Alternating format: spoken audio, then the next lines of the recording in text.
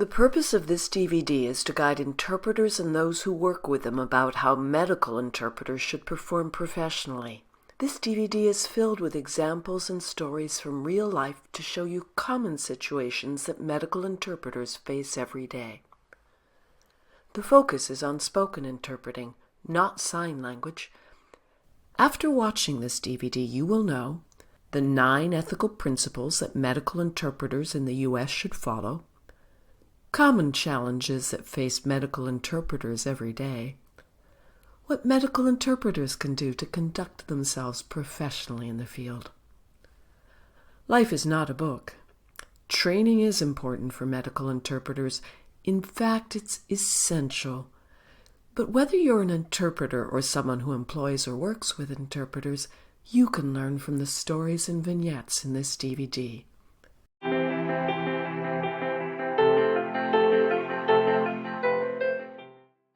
In 2004, after years of research, focus groups, and surveys, the National Council on Interpreting in Healthcare published the first set of national ethics for healthcare interpreters.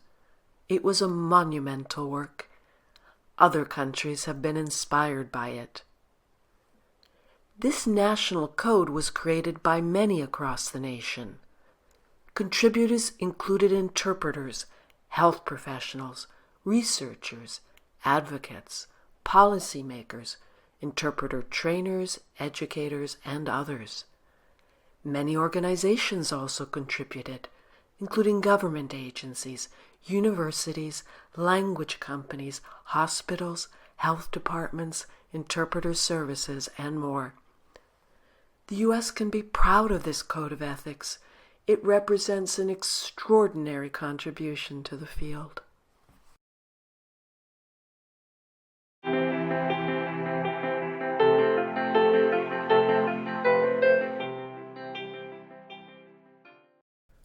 Why do interpreters need a code of ethics? Let's take a look at Amalia, a Spanish interpreter in a federally qualified health center. Amelia, I need you to help the patient fill out this history form. Sure, I do that all the time. Thanks. Do incidents like this take place often? Do interpreters really get asked to do things unrelated to interpreting, like filling out forms? Yes, they do. Should interpreters help patients fill out forms? We'll come back to that question later. For now, let's take a look at an Igbo interpreter in a health department. Biko eji m obere ihe a wee na-ekene gị maka ihe niile imegoro. Biko, enwere m ike ịnara ego a. Wele na ọmụnwa na-enye m. Eziokwu niile nnara ya ego enwe ike chụọ m n'ọrụ maka. O si m n'obi wee pụta na-enye gị ya.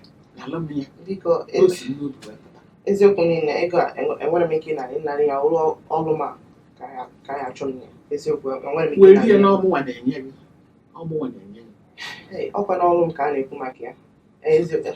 Ime ihe mere ebe o si dị etu nwa wee dị. Ngwa buru nke a.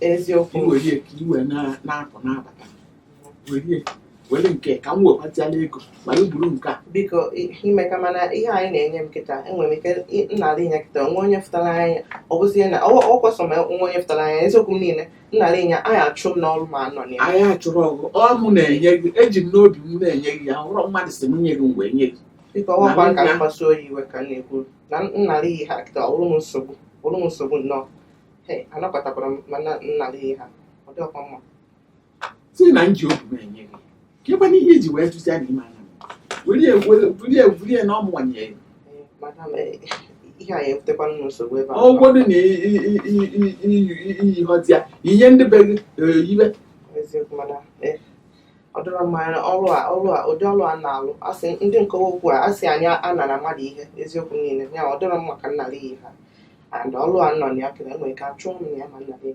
na-ayọ biko ka ijide ihe ime ha adịrọ m mma o wutere m rinne maka o yesi m n'obi ka ihe dịrọ m mma chacha. Look what happened. This interpreter offended a patient who wanted to give her a gift. The interpreter is younger, the patient older. This age difference adds a level of complexity. It seems to make the young interpreter feel even worse to know she's offending an elder. This interpreter isn't sure what to do. But that's what a code of ethics does. It guides practicing interpreters about what to do with decisions like this one. A code of ethics guides you through a process of professional decision-making. So let's take a look at the 9 ethical principles that medical interpreters in the U.S. should follow. They are confidentiality, accuracy, impartiality, role boundaries, cultural awareness, respect, advocacy, professional development, and professionalism.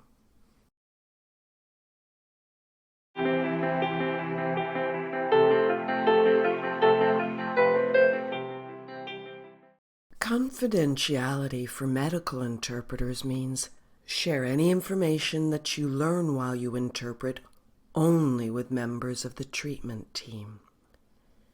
Remember that the treatment team refers to the health professionals and staff who are working with the patient or family. Also be sure to obey any laws or requirements that might oblige you to disclose information, including imminent danger of homicide or suicide, suspicion of child abuse in some but not all U.S. states, and subpoenas to testify in court, but be sure to check with an attorney if you receive a subpoena. These ideas sound simple. You may think you know what they mean, but what would you do in a situation like this one? Amelia, ¿qué está pasando con mi pobre esposo? ¿Cómo salió la operación? Y, oiga, ¿el doctor es bueno? El doctor es bueno, es el mejor. Y tu marido está en la sala de recuperaciones. He oído que todo ha ido bien. Did this interpreter act according to ethical requirements? No, she did not. For example, the interpreter disclosed information about the husband's medical status. She gave advice. She may have violated very important health care privacy laws in the U.S.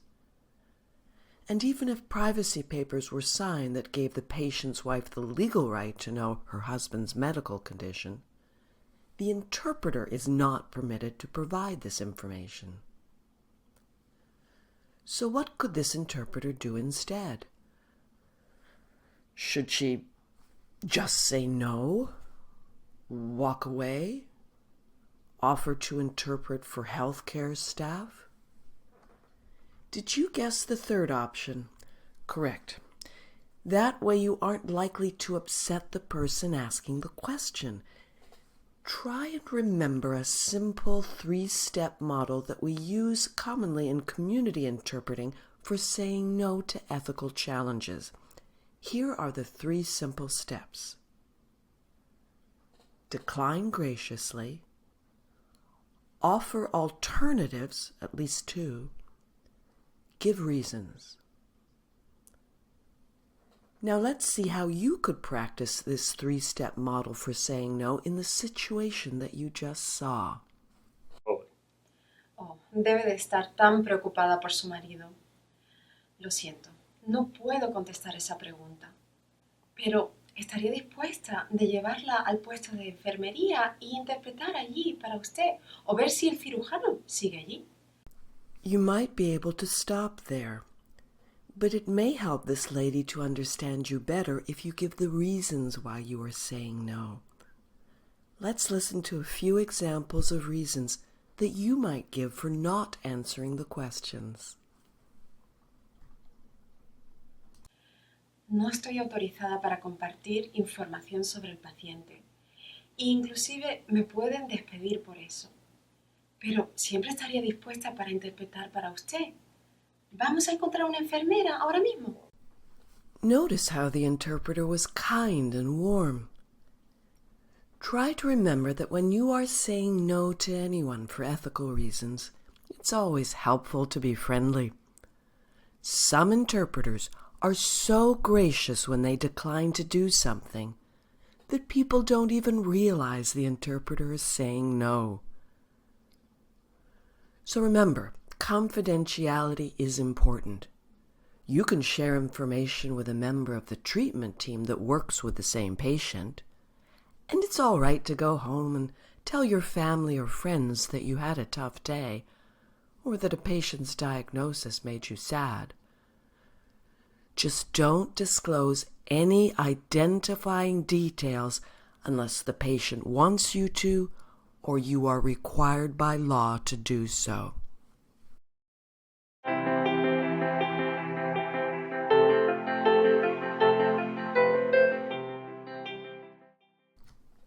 Accuracy for medical interpreters means convey the message as accurately as you can. Interpret everything. Do not omit, change, or add anything to the message. Convey both the content and the spirit and tone of the message. Take the cultural context into account. People think interpreting is easy. It's not. Here are some examples of accuracy challenges faced by real-life medical interpreters. Sometimes the provider or the patient, they really speak a long sentences, or so it's really difficult to interpret that in a transparent way, because it's like sometimes the patient, they repeat the same thing in a quite a different way, which is really challenging to say the same thing again and again to the provider, and which sounds a little crazy, in terms of showing a professionalism in the interpretation field. For me, the greatest challenges have been linguistic, by far. The Spanish that I speak is Castilian Spanish, and of course most clients that I deal with are from Honduras, or El Salvador, or Mexico, so that is by far the most difficult one, where you have very specific expressions, slang as well, where you have a lot of swear words and you don't exactly know how to interpret them, even though you know they're bad. Ask any medical interpreter about the challenges they face, and they will likely tell you medical terminology. That is true. But accuracy is about much more than terminology, as this Igbo interpreter can tell you. I would say the biggest challenges have been linguistic, primarily dealing with dialect, regional dialect, and different words that you may not learn in a formal setting. So very informal language. For instance, this can be when it gets down to small details of just small dialectical differences. Not all languages are as much of a challenge with this as I think my native language, which is Igbo. We have very many dialects, and what I would do in that situation is always ask the person to explain it down to their very detail what it is that they're talking about whenever I'm confused. Also between countries, even with Spanish, like between countries, there's been a lot of inconsistency in how certain ideas are expressed or certain words are used. So I always try to make sure I'm really clear on what the person means before I go ahead and express things. Sometimes it is difficult to be accurate for other reasons. For example, sometimes cultural issues make accuracy hard. Here's an example. I mean, they feel it easier to express in English if they would speak English, but speaking the same thing in Nepali is quite difficult, and they don't. So they just go around the point, but they don't reach the point. So at that point, it's very hard for the interpreter to, make the provider understand about what's the client trying to speak. Accuracy is a complex skill. Let's look at a Russian interpreter who knows quite well how to interpret the Russian word for pancakes, and she interprets it accurately. But watch for the problem that comes up with this one easy little word. You have a history of high cholesterol. Can you tell me about your diet? For example, let's start with breakfast. Госпожа Рабинович, я знаю, что в прошлом у вас был очень высокий уровень холестерина, и я бы хотел поговорить о вашей диете. Что вы сегодня кушали на завтрак? На завтрак я кушала блины с чаем, и обычно кушаю каждый день. For breakfast, I usually have pancakes and tea, and I usually have pancakes and tea every day. Well, that's fine. Let's move on to lunch. Хорошо, давайте перейдем к обеду. Pancakes in Russia have a lot of cholesterol. They're fried in butter. The people eat them with butter. They put butter on them, a lot of sour cream. Should I mention it to the doctor, or should I keep interpreting? This one little word, pancakes, is causing a problem because if the interpreter interprets it accurately, it sounds like this word is similar to the English word in meaning, but in fact, from a medical perspective, and especially in terms of cholesterol content, the word pancake can mean something quite different for a Russian speaker. So what should this interpreter do? Let's look at another way to handle the pancake problem. Я бы хотела, как переводчик, я хочу указать доктору о том, что американские блины отличаются от русских блинов, и, может быть, он вам задаст определенные вопросы. Хорошо. Okay. As an interpreter, I would like to point out that American pancakes are very different from Russian pancakes, and you may wish to ask her about how she prepares pancakes. Oh, that's good to know. Mrs. Rabinovich, could you tell me how you prepare those pancakes? Это хорошо, мне было очень интересно об этом узнать. Можете ли вы, госпожа Рабинович, рассказать, как вы готовите ваши блины? Конечно. Я люблю их жарить в масле, а потом я наверх масло положу, и в конце концов я положу сметану и варенье, и я пью чай с этими блинами. Очень вкусно. Sure. I like to fry them in butter, then I put a lot of butter over top of them, and then I eat them with a sour cream and jam and drink tea, and it's very tasty. Do you see what she did? The interpreter didn't tell the doctor how pancakes are prepared in Russia. After all, this patient might prepare her pancakes the American way. But the interpreter did let the doctor know that he needed to ask more questions. Being accurate means you must be faithful to the message and the speakers at all times. Don't assume, don't omit, and never change the message. But if you want to facilitate understanding, sometimes you may have to intervene for clarity. Yes, accuracy in interpreting isn't easy, but if you lose accuracy, you lose everything. In a medical context, accuracy in interpreting affects patient safety, quality of care, and health outcomes. Always be as accurate as possible. Interpret everything, and if something isn't clear, intervene to ask for clarification.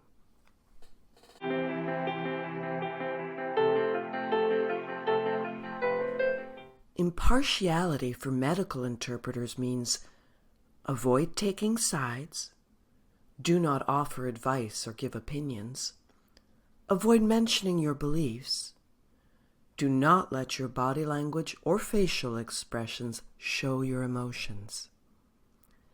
Here's a pop quiz about impartiality. Yes or no? Should an interpreter have a neutral voice while interpreting? The correct answer is no. Your voice should not be neutral. It should reflect the feelings of the speakers. If someone is shouting, don't shout. Just raise your voice. If someone is crying, don't cry, but do sound sad.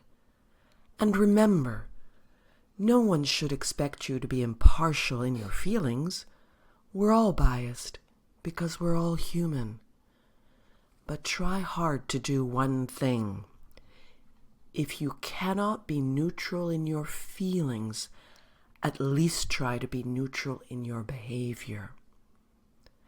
Now let's come back to our Spanish interpreter, Amalia.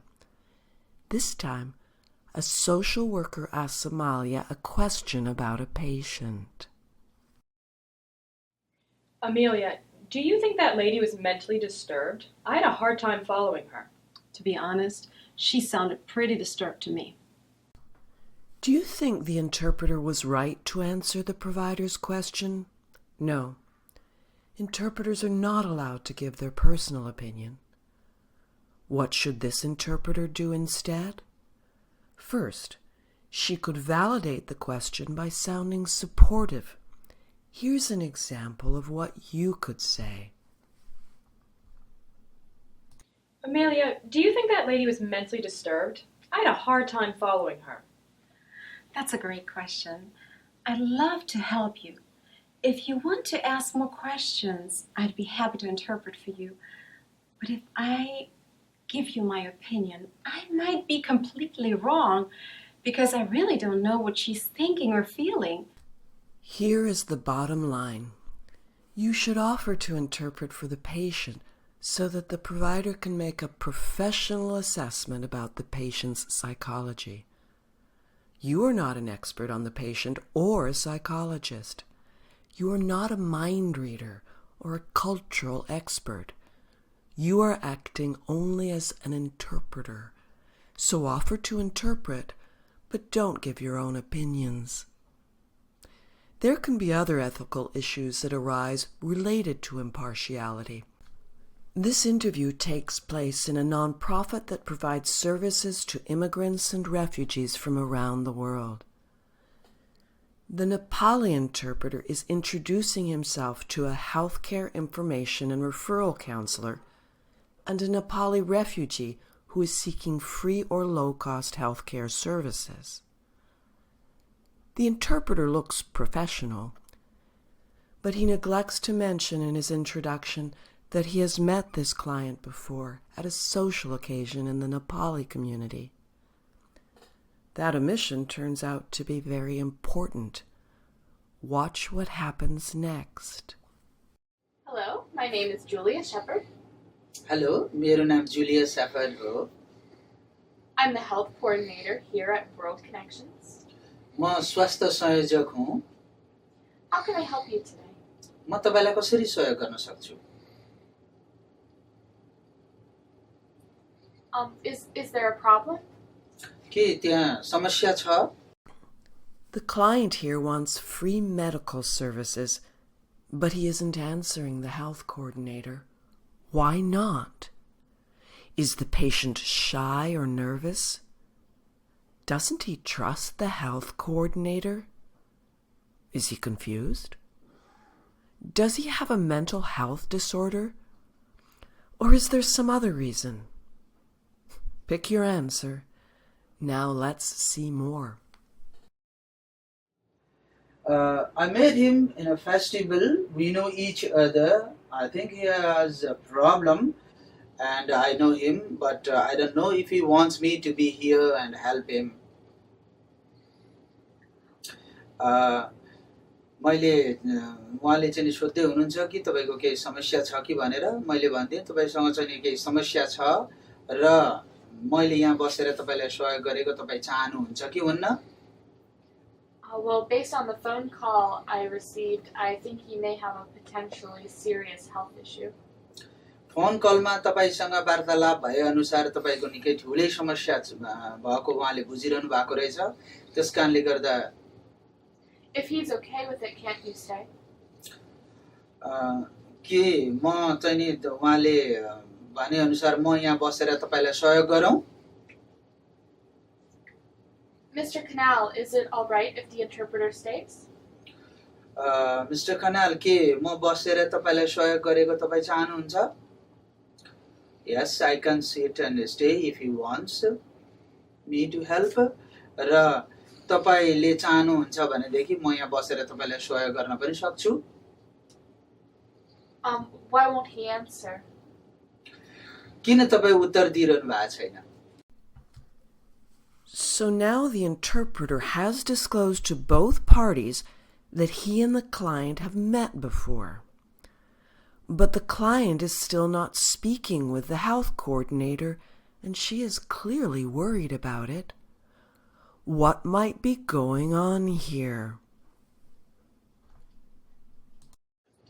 So can you describe these symptoms?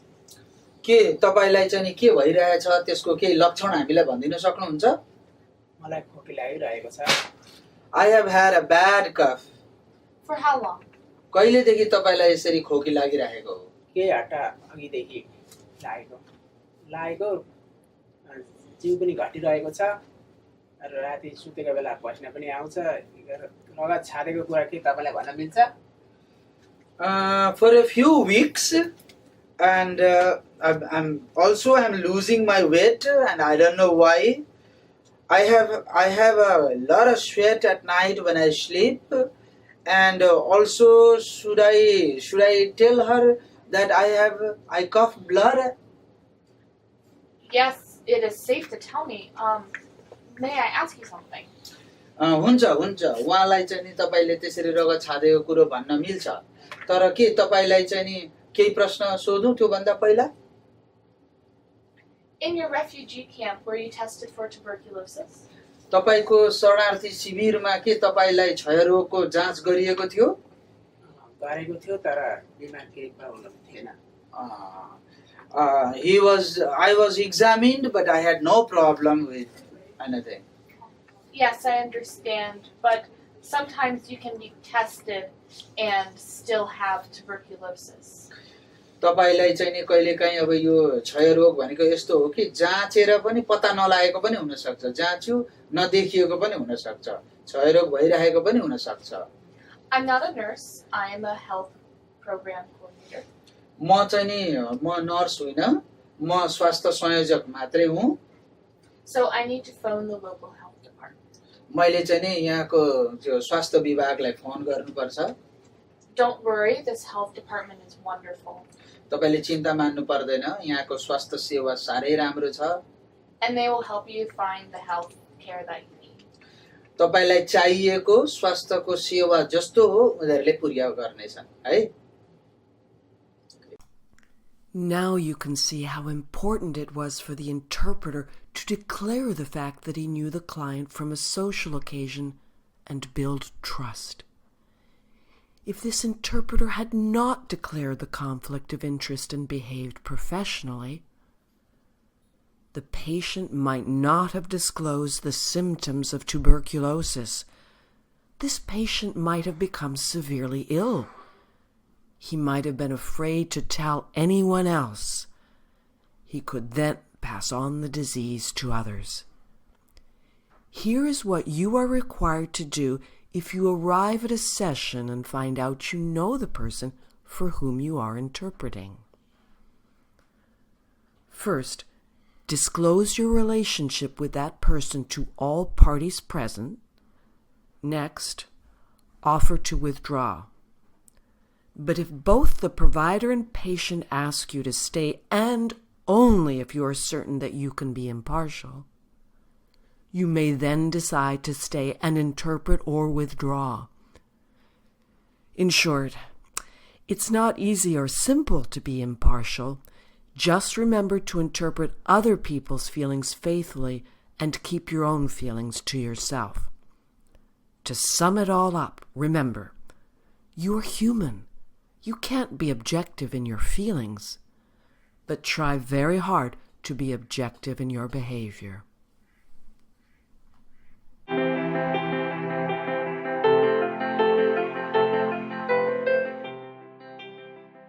A lot of times I will encounter where the doctors will talk to me as a nurse because I am a practicing nurse, and sometimes they will expect me to just answer for the patients or talk to the patient, forgetting that I'm just an interpreter. And that is a huge challenge for me. Another challenge is that a lot of Russian people feel a strong urge of bond with interpreters. They feel there's necessary need to make a friend who, because you are their voice, then you're gonna get them farther if they tend to get to know you a little bit better. So in that sense, it is difficult to maintain professional boundaries and be polite, open, but yet very reserved to serve the purpose there and properly facilitate communication between the provider and the patient. Well, there's a story. They called me to interpret for a man, and it happened that he was from the same country. And then, after interpreting in front of the provider, he just asked me, "Can I have your phone number and my address?" And I told him I couldn't give it, and he was so disappointed. You can see that, and a little bit shocked that somebody from the same country we meet in America, and I didn't want to give him the address and help him.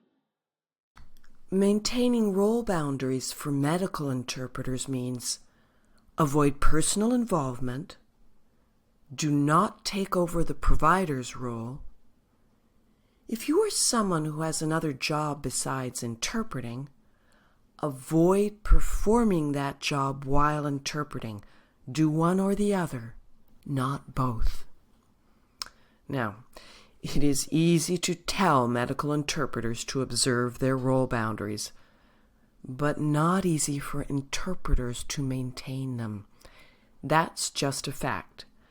So let's look at this Russian interpreter, Anya, who has deeply annoyed a doctor that she works with often. So what was going on in there? You wouldn't answer my questions. You seemed so distant. You weren't looking at me. I couldn't get you to pay any attention to me at all. Sorry, Dr. Smith, but that's my ethic. I'm a medical interpreter. That's how we do it. You mean to annoy people? Me? Sorry, but I just have to maintain my role boundaries. Role boundaries? You wouldn't even sight translate and the consent form, which I know that you know better than I do. You've interpreted so many times. Sorry, Doc, it's not my job. Not your job? Maybe you should look for another one. Maybe you should. All right, perhaps it's not a good idea to tell a doctor to get another job. Let's say Anya was just thinking that idea to herself. But she is trying hard to maintain boundaries, and it's not working. Let's see if we can help her out. The chat she is about to have with the doctor is what we call a water cooler conversation, where the interpreter has a chance to speak colleague to colleague to a provider that she works with often. So what was going on in there? You wouldn't answer my questions. You seemed so distant. You weren't even looking at me. And I couldn't tell if you were paying attention. Sorry, doctor, but that's how I was trained as a medical interpreter. That's different from being a nurse. My job is to facilitate communication and to pay attention to the language. You don't check your humanity at the door, though. For being your faithful voice is the best way I can help you. This is not about the relationship between me and the client. This is about the relationship between you and the client-centered care. And if I were the star of the show, I would be the life of the party and everybody will pay attention to me. I will be the glamour girl, the star, the empress. But I'm not. I'm there to help you to build a relationship between you and the patient, to make sure that they trust you and they tell you everything. Otherwise, they will develop a bond with me, and they will tell me everything when you're gone. All right. When you have a water cooler conversation about interpreting, be yourself. Treat the conversation as a chance to connect on a human level with the provider by talking about what that provider cares about most.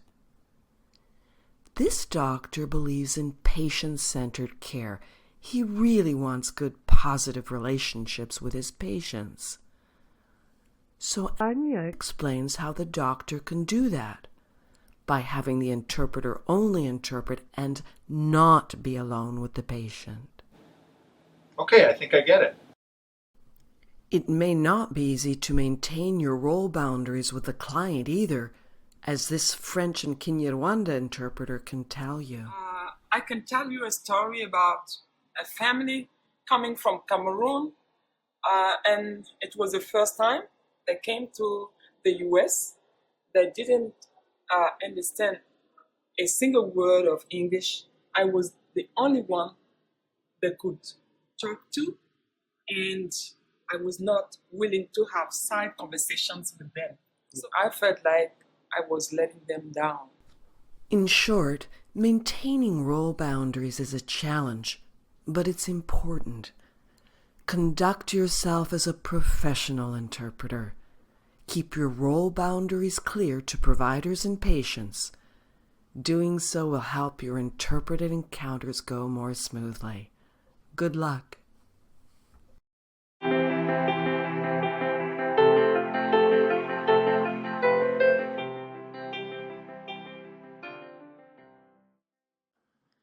When asked if they had observed cultural misunderstandings in the field, here is what 3 interpreters had to say.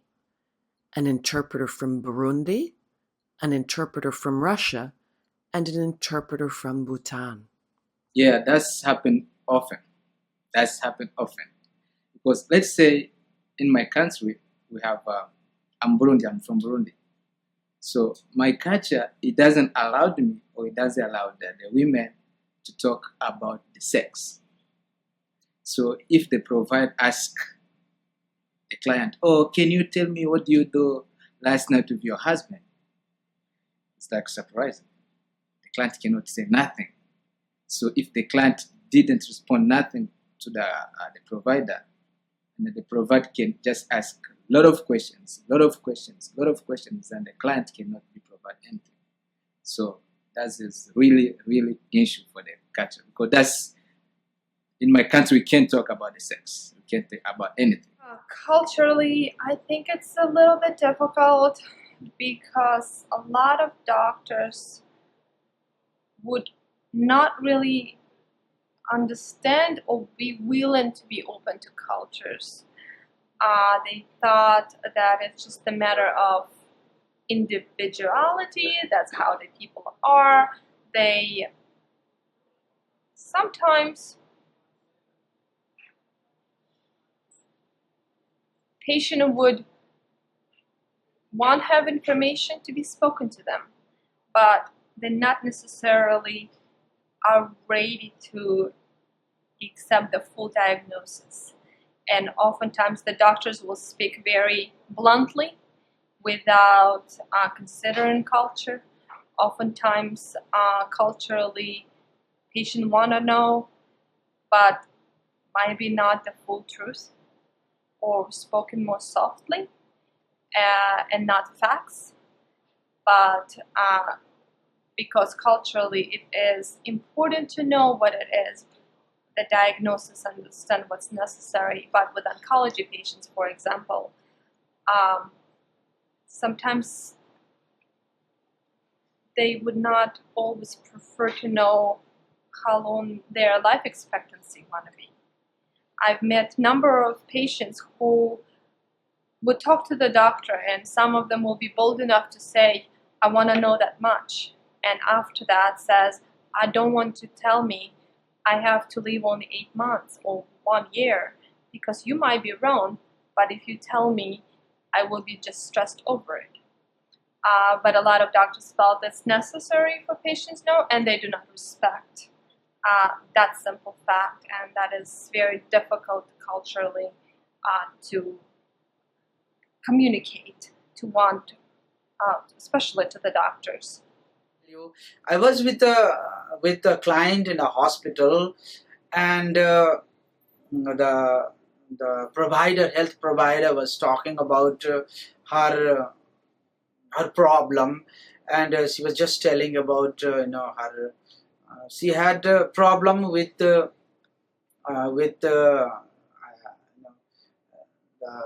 urine problem.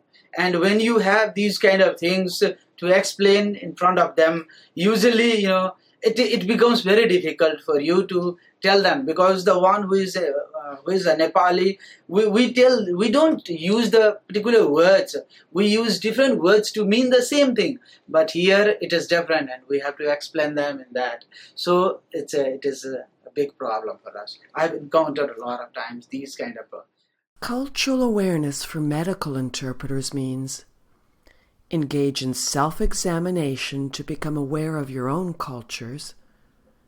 Try continuously to develop awareness of other cultures. Make an effort to become aware of professional cultures in healthcare. Use that knowledge to alert providers and patients to possible cultural misunderstandings. Professional cultures in healthcare can include biomedical culture, the cultures of the healthcare system, and the workplace culture of the hospital or any healthcare organization where you interpret. Then there is the culture or cultures of the healthcare provider to consider. Culture is complex, and all community interpreters encounter cultural challenges when they interpret. Often these challenges are triggered by cultural misunderstandings. Story about sexual abuse and the way the woman was talking, you have to be in the context to understand what it means. Talking about, okay, the man want to take it, and I like it, take it. So if you are not in the context, you can't understand what does that mean. Now let's look at a professional Nepali interpreter. In this situation, he discovers a tricky cultural issue while interpreting for a refugee resettlement case manager who makes healthcare referrals and a Nepali client who is depressed. The client needs a referral to a therapist. Let's watch what happens. So, how are you feeling, Mr. Raj? Shri Raj, तपाईलाई कस्तो हुँदैछ? मलाई सुत्नमा केही समस्या हुन्छ. I have trouble sleeping. How long have you had trouble sleeping? कति लामो भयो तपाईलाई त्यस्तो भएको? त्यसै 6 महिना जति भयो. It is about 6 months. म यो देशमा आएको 6 महिना भयो र मलाई यो देशमा सबै कुरा फरक लागेको छ. I have been in this country about 6 months and I found everything different. यहाँको संस्कृति र यहाँको भाषा म केही पनि बुझ्दिनँ. The culture and the language, I don't understand anything else. अनि फेरि त्यसमा मेरो श्रीमती पनि मर्यो र म एकदमै खतरनाक सपनाहरू देख्छु. In addition, my wife also died and I usually see bad dreams. I'm very sorry to hear that. As the interview progresses, we hear that the client's wife recently died and his employer gave him only 2 days off to mourn for her. The client is deeply disturbed about getting only 2 days off. The case manager doesn't quite understand what the problem is and whether he really needs a therapist or not. So the interpreter decides to help out. ठिक छ, तपाईको भनाइलाई म बयान गरौँ है. It is because in our culture you are supposed to spend 13 days in mourning rituals. If you don't do that, the person's soul might not get purified. And if the soul is trapped and doesn't get into heaven, it can't be rebirthed again. So instead, that person's soul can stay here to bother you. Oh dear, please don't explain culture this way. It may seem like the right thing to do, but it's not. We want to warn you that while many medical interpreters do give this type of cultural information, it's dangerous to do so.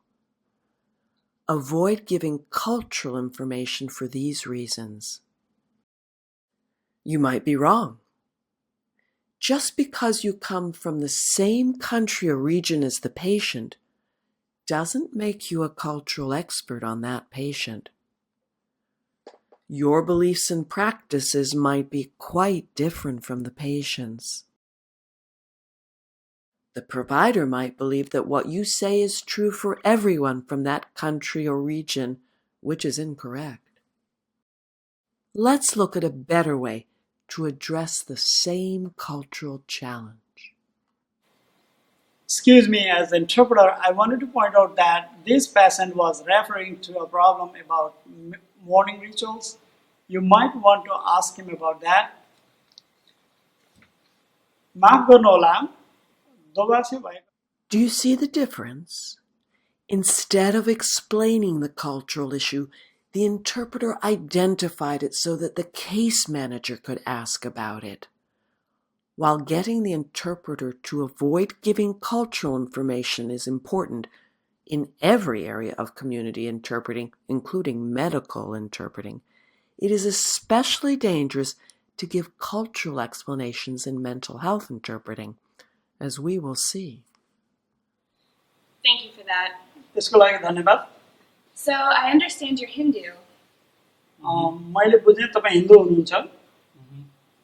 Can you tell me something about what you do after your loved ones die? तपाईको कोही आफन्त मर्दाखेरि के गर्नुहुन्छ मलाई भनिदिन सक्नुहुन्छ? हुन्छ. हामी 13 दिनको क्रियाक्रम गर्नुपर्छ. अनि कपाल काट्नुपर्छ र टाउकोमा सेतो धरो बान्नुपर्छ. We do 13 days morning rituals and shave our hair and use white clothes in the head.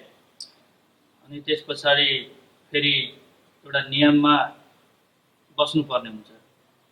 And also we have to follow the rules. तर त्यो गर्नको लागि मलाई यहाँको कम्पनीले 13 दिन छुट्टी दिएन, 2 दिन मात्र दियो. So to do that, my employer doesn't give me whole days off, but it gave me only 2 days off. I'm sorry to hear that. मलाई दुःख लाग्यो त्यो सुन्दाखेरि. So you're feeling upset about that? त्यसो हुनाले तपाईलाई चाहिँ दुःख लागेको छ त्यो सुन्दाखेरि? दुःख लागेको छ? Yes, I do. This all sounds very difficult for you. यो सबै कुरो सुन्दाखेरि तपाईलाई अप्ठ्यारो जस्तो लागिरहेछ. फेरि मलाई काम गरेर बाटोमा आउँदै गर्दाखेरि एउटा ग्याङले नराम्ररी कुट्यो. While I was coming from my job, a gang assaulted me also. Oh no. मेरो श्रीमतीको आत्मा अब एकदमै रिसाएको छ. My wife spirit is so angry. र भन्छ कि मलाई जसले त्यसरी बाटोमा कुटे नि खुकुरी लिएर गएर एक काटेदियो. It tells me those who assaulted me to kill them with a knife to everyone. Excuse me? माफ गर्नु होला. मलाई लाग्छ अब त्यो गर्नुपर्छ. नत्र भने मेरो श्रीमतीको आत्माले शान्ति पाउँदैन र दुःख दिन पनि छोड्दैन. तर फेरि I think I need to do it, otherwise my wife's spirit will never be okay. Oh dear, what just happened? This case manager definitely needs to make a mental health referral quickly. Perhaps this man is dangerous. Perhaps he isn't. Perhaps he has a serious psychiatric disorder. Or maybe there's a cultural explanation for his situation. Either way, for the interpreter to get involved by giving cultural explanations is dangerous. So if you are a medical interpreter, try to remember there is just one cultural expert on the patient, and that is the patient. In short, cultural competence doesn't mean knowing a lot of facts about a culture. You don't have to be a cultural expert on the patient. Take that burden off your shoulders. Cultural competence means developing self-awareness and an understanding about culture to help you intervene safely, wisely, and well. So never give cultural explanations. Instead, identify your concern and let the provider and patient discuss their cultural differences with each other.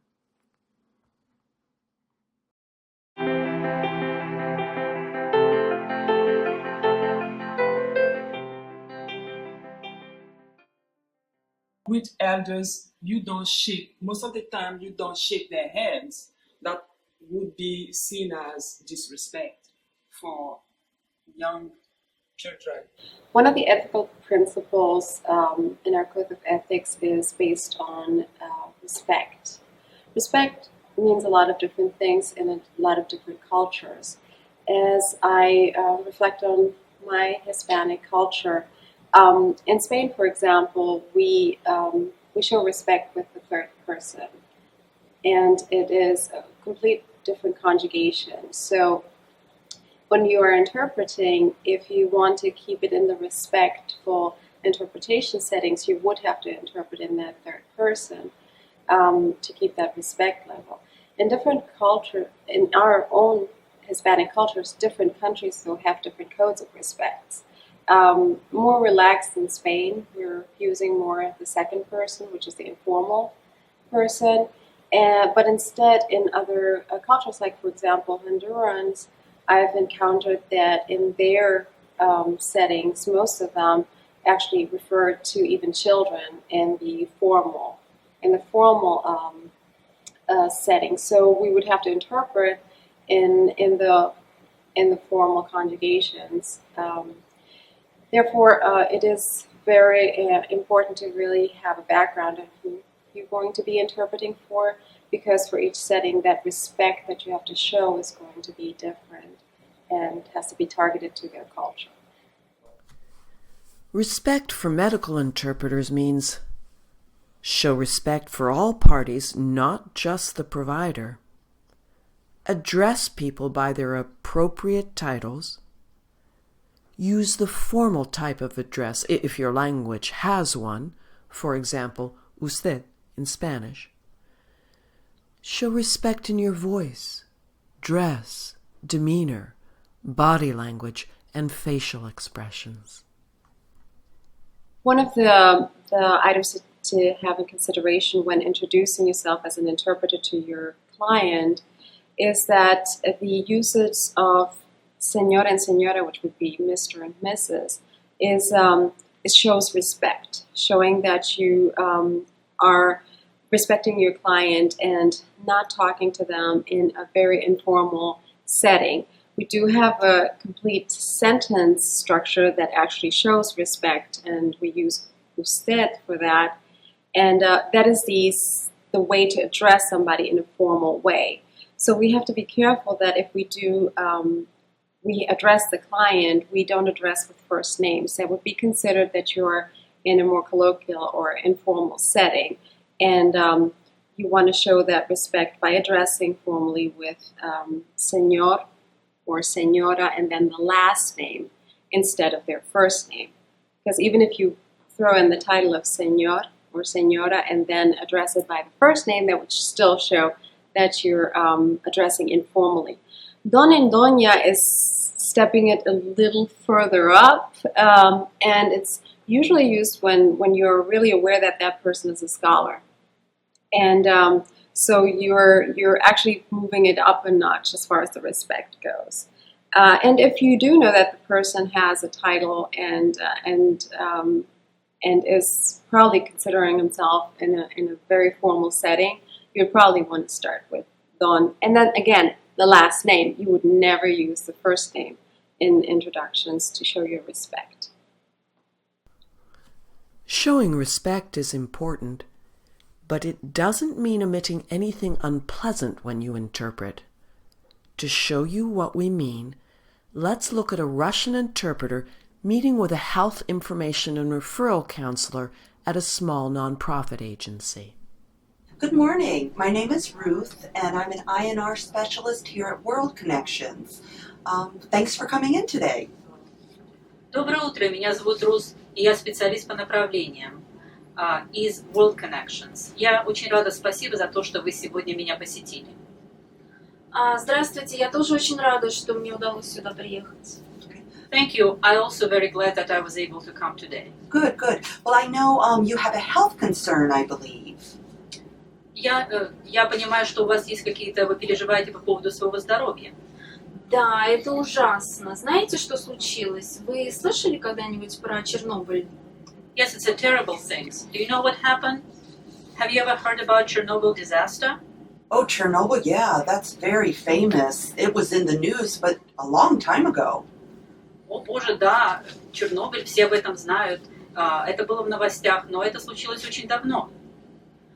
Я медсестра. Я раньше жила в России, не на Украине, но меня посадили на самолет и отправили в Чернобыль, потому что в те времена это все был Советский Союз. I'm a nurse. I was living in Russia, not Ukraine, but they flew me to Chernobyl because back then, well, it was the Soviet Union. Она такая молодая и выглядит такой неопытной. Как вы думаете, она хороший специалист? И мне нужно ей объяснять, что такое Советский Союз? She looks so young and inexperienced. Is she really any good? Need I to explain to her about the Soviet Union? Зачем же вы это перевели? Теперь она будет думать, что я ее хотела оскорбить. Ну для чего же вы это переводили? How could you interpret that? Now she's going to think I was insulting her. Why did you do that? Uh-oh. Now this woman is angry with the interpreter and finds her disrespectful for interpreting all the private comments. But interpreters are ethically required to interpret everything, including sidebar conversations. That way, the provider can know what is really going on and take the right action. No, really, it's okay. I understand you're probably nervous today, so really, it's okay. I understand. Нет, не переживайте. Я понимаю, вы, наверное, нервничаете сегодня. Не переживайте, все в порядке.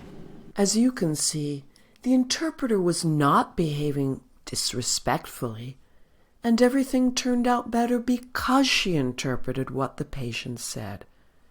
In fact, perhaps the greatest sign of respect you can show anyone as an interpreter is always to be a faithful voice. Interpret everything that is said. For an interpreter, there is no higher mark of respect than you can give than to be a faithful voice to all.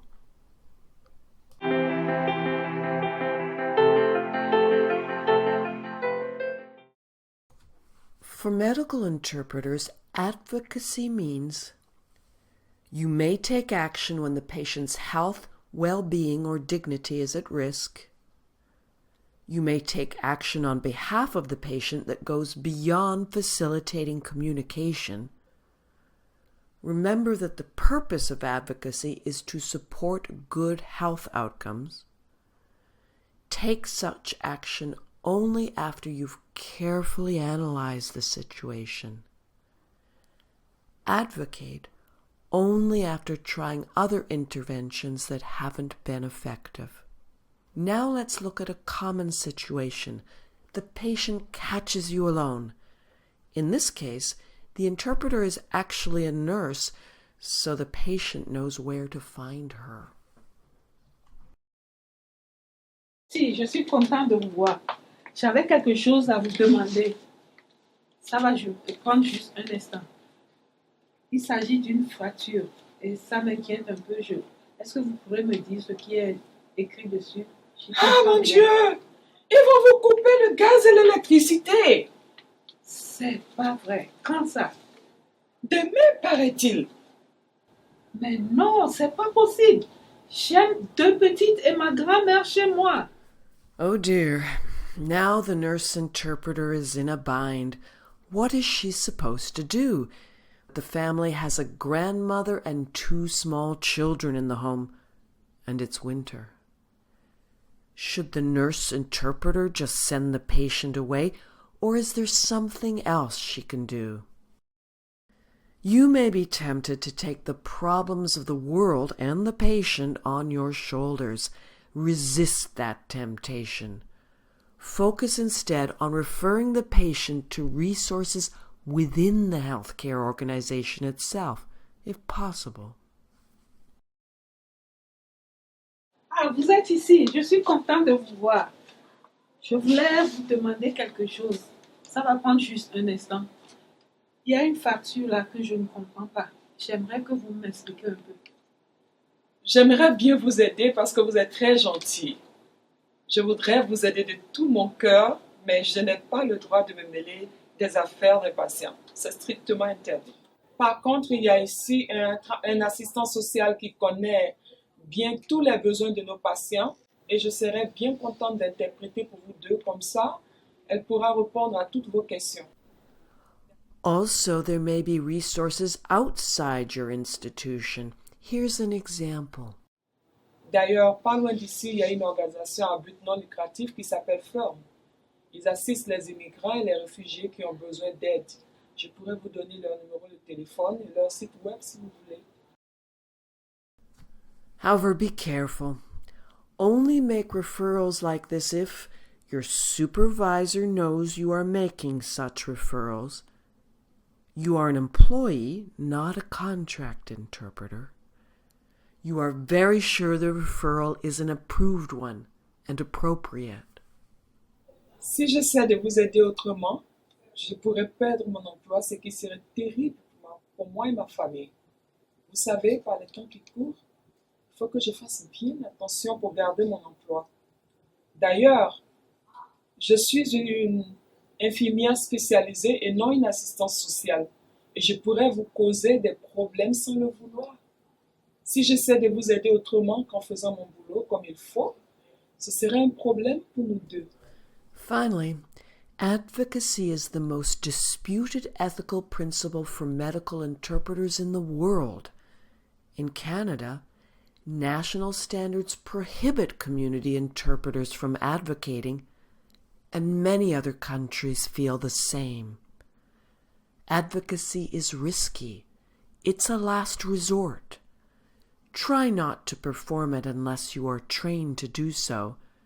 If you are not properly trained to advocate, consider this approach. When in doubt about whether or not to advocate, remember, advocate only when the health, safety, well-being, or human dignity of the patient is at risk. If so, report the incident at once to the appropriate supervisor. By acting in this way, you will protect the patient and the health outcome. You may also reduce the legal liability of the institution where the interpreting took place.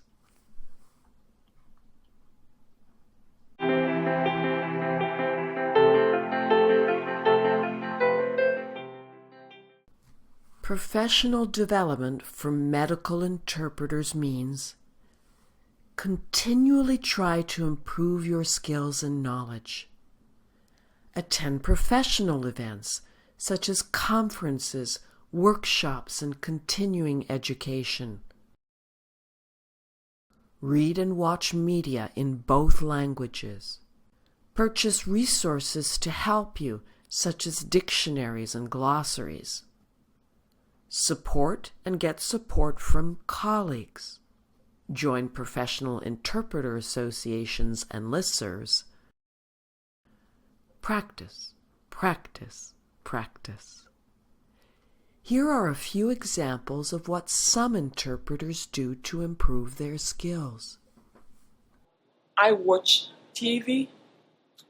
I have some DVDs, some CD-ROMs to improve my English because I'm from a French background and it's not that easy, and especially with American English. I can say it's another language because I was not trained in American English, so I have to shift from British pronunciation to the American one, and it's a challenge, and it's okay because it keeps me working, it keeps me busy, and I have some websites where I go and keep myself up to date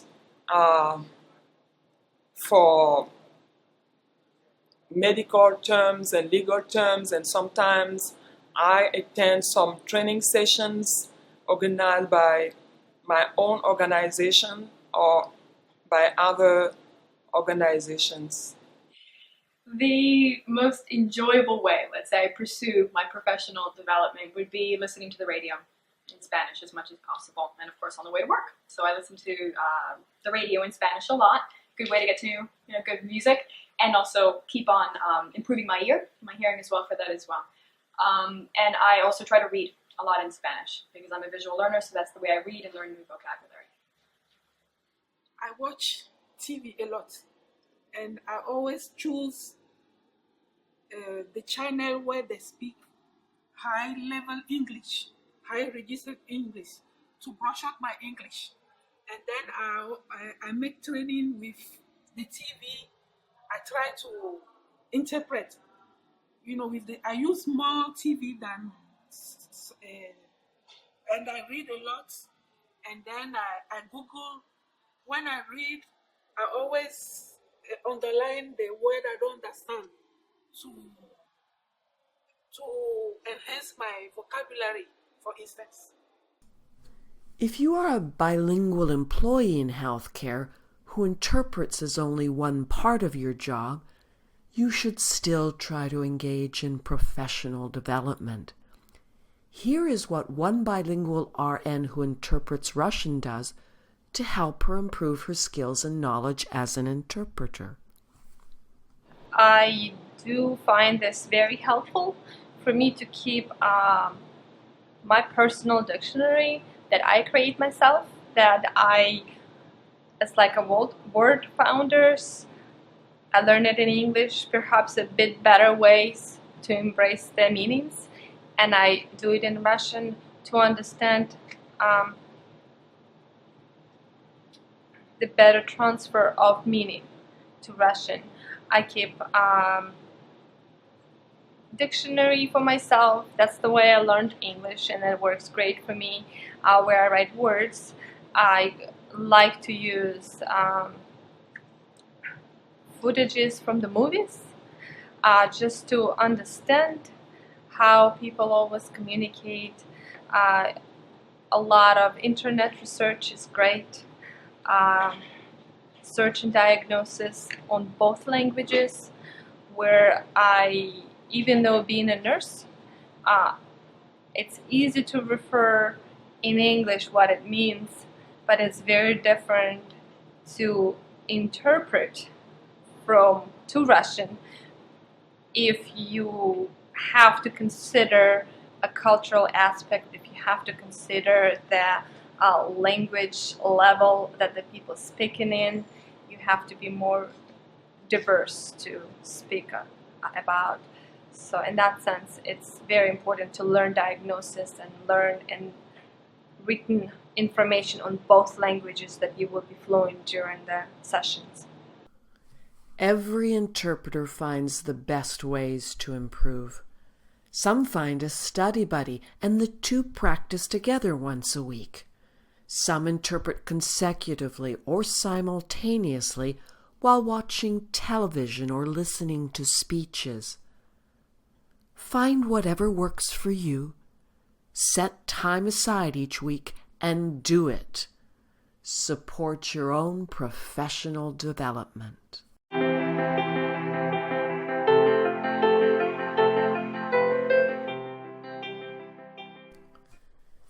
Professionalism for medical interpreters means conduct yourself in a professional and ethical way. For example, know and follow your professional ethics. Dress professionally. Arrive on time. Correctly represent your credentials. Avoid accepting gifts. And do not call yourself certified as a medical interpreter in the U.S. unless you have certification from NBCMI, CCHI, or the state government of Washington. For more information about NBCMI, the National Board of Certified Medical Interpreters, go to www.certifiedmedicalinterpreters.org. For more information about CCHI, the Certification Commission for Healthcare Interpreters, go to www.healthcareinterpretercertification.org.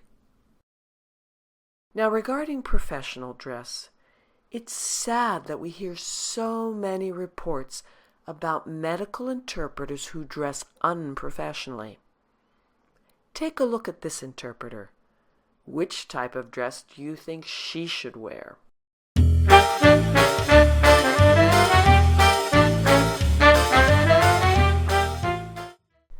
If you picked the dress in the middle section, that is correct. Here's how to dress appropriately if you are a medical interpreter. Dress as professionally as possible. In hospitals, avoid open-toed shoes and sandals. Observe all dress requirements, especially in hospitals, for the safety of patients, staff, visitors, and your own safety. Avoid low tops on women. Avoid tight clothes and bright colors. Sign language interpreters should observe the requirements of that field. Do not wear shorts, t-shirts, or other casual dress. Now here is another aspect of professionalism. At the beginning of this DVD we mentioned that interpreters are often asked to fill out forms. In fact, it happens all the time. Let's take a look at an interpreter interpreting for a school nurse. She seems very professional, doesn't she? At least, until she's asked to fill out a form. Good morning, Mrs. Kofi. How are you? Bonjour, Madame Kofi. Comment allez-vous? Bien, merci. Good, thank you. I noticed you're the only emergency contact. Is there someone else we can put down here to contact in case of an emergency with your son?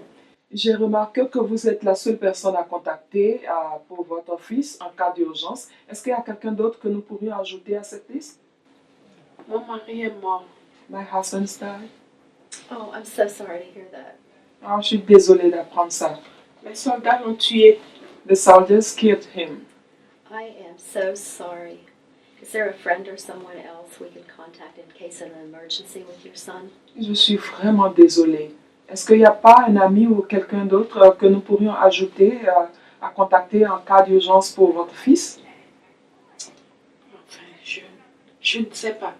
I don't know. Well, why don't you think about it for a minute? Pourquoi est-ce que vous n'y pensez pas pour un instant? Listen, I have a sick child back there, and I need to really take care of her. She's vomiting up a storm, and her dad's not here yet. Écoutez, j'ai un enfant malade là derrière en train de vomir toute cette grippe. Je dois prendre soin d'elle. Son père n'est pas encore là.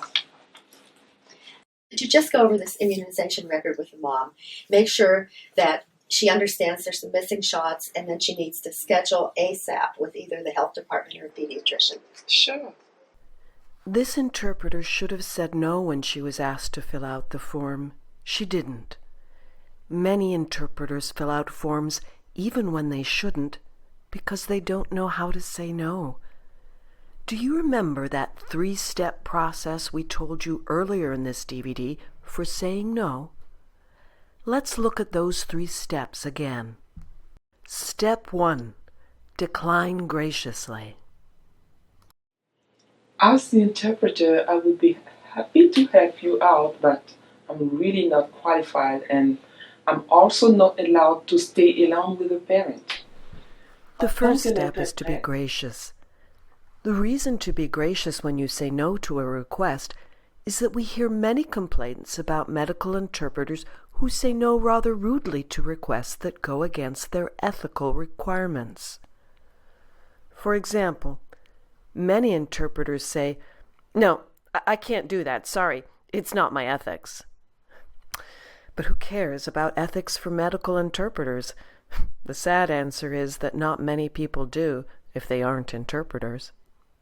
Next, let's look at how to give people choices when you say no. Step 2. Offer alternatives.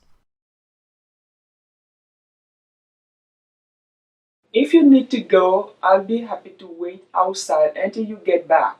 Or maybe there's someone else who can explain the paperwork and I could interpret. Or you could summarize it and I could interpret your explanation. First, do not give reasons yet. You will want to give reasons right away. Resist that temptation. First, give choices. And always give more than one alternative. The reason to give more than one is to allow the provider to make choices. And making a choice distracts the provider away from the fact that you're saying no. Also, by giving the provider choices before you give reasons, you help make the provider more willing to listen to your reasons. If you give reasons before you give choices, the provider may not listen. Trust this model. Trust this order. It works. Do not give reasons first. Offer alternatives. Step 3. Give reasons. Otherwise, I could make mistakes and maybe the mother won't understand. And if there's a delay, it would be a big problem and very sad for the child. Now, when you give reasons for saying no, always try to think what the person you're saying no to cares about most, because those reasons are more likely to convince that person.